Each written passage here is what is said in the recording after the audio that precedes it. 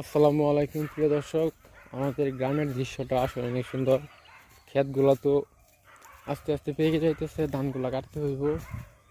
আর কিছুদিন পরে ধানগুলা কাটবো। অনেক সুন্দর ধান হয়েছে, আপনারা সকলকেই দেখেন, অনেক সুন্দর ধান হয়েছে।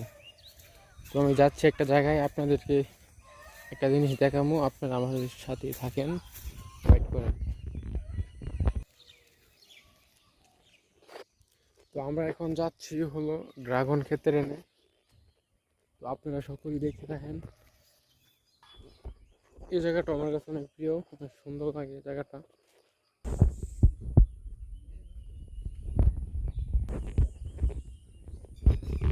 প্রিয় দর্শক, এই যে হলো ড্রাগন ক্ষেত।